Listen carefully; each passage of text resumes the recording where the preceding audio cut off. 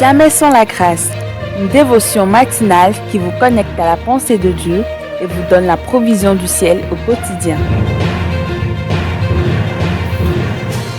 Bonjour, chers amis, chers internautes, chers téléspectateurs, nouvelle journée, nouvelle provision. Bienvenue dans cette troisième dévotion de cette semaine, Père. Nous inclinons nos cœurs devant toi, nous inclinons nos têtes devant toi, en signe de reconnaissance de ta grandeur, de ta majesté. Tu es un Dieu souverain, tu es un Dieu parfait, et ton œuvre est parfaite dans nos vies. Merci Jésus. Amen.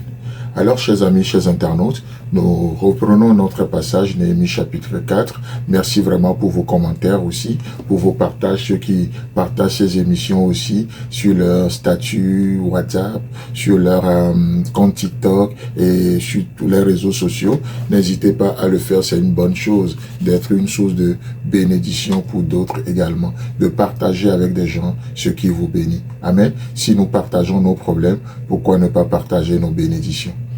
Intéressant, n'est-ce pas? Donc, Néhémie chapitre 4, le verset 11.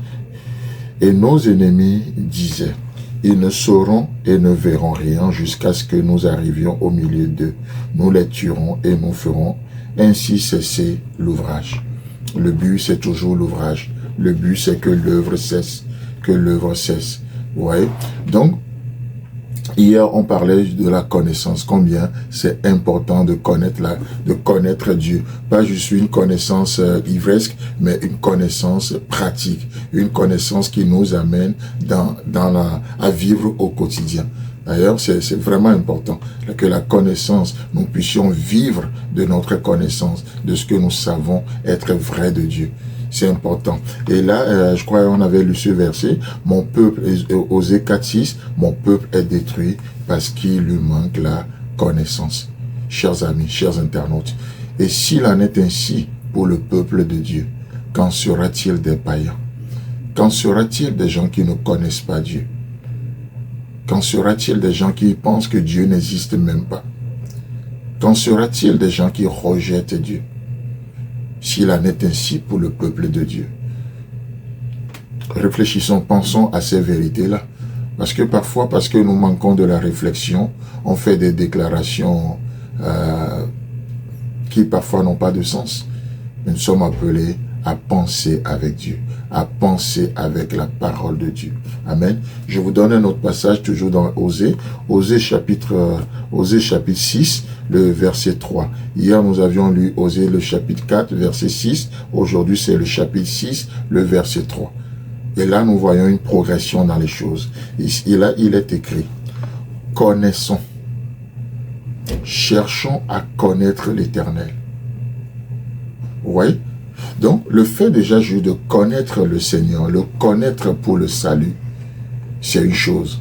Mais il dit, cherchons à le connaître. Donc là, au quotidien. Le fait de connaître l'Éternel ne s'arrête pas juste à notre salut. Ah oui, je sais qu'il y a un Dieu qui existe, je sais qu'il a payé le prix Jésus-Christ et puis je donne ma vie à Christ. C'est très bien. C'est très bien. D'accord? Le salut est là. Mais nous sommes appelés à travailler à notre salut.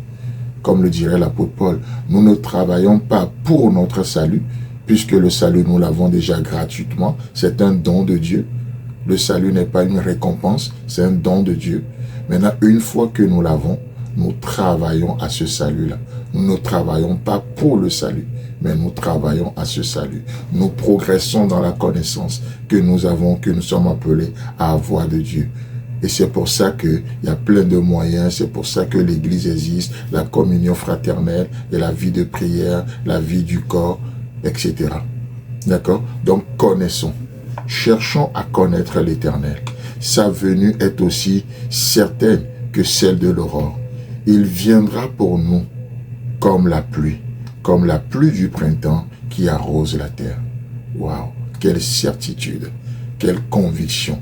Et ceux du peuple qui connaîtront leur Dieu agiront avec fermeté, agiront avec conviction. Connaissons, cherchons à connaître l'Éternel. Chers amis, chers internautes, comment pouvons-nous le connaître? au travers de la lecture et la méditation de la parole de Dieu, comme vous êtes en train de le faire maintenant, mais au travers de notre vie de prière. C'est pour ça que je nous encourage à avoir une vie de prière après avoir écouté ces dévotions. Nous le connaissons aussi au travers de notre vie d'obéissance à sa parole, ce que Dieu vous recommande, marcher dans l'obéissance. Nous le connaissons aussi au travers de la communion fraternelle. N'est-ce pas beau ça? Alors, donnons-nous les moyens de le connaître. Car, comme le dit le verset, sa venue est aussi certaine que celle de l'aurore. Il viendra pour nous comme la pluie du printemps qui arrose la terre. Que Dieu vous bénisse. Si vous avez aimé cette émission, parlez-en à vos amis. Parlez-leur du message de la grâce et de ce qu'il fait dans vos vies.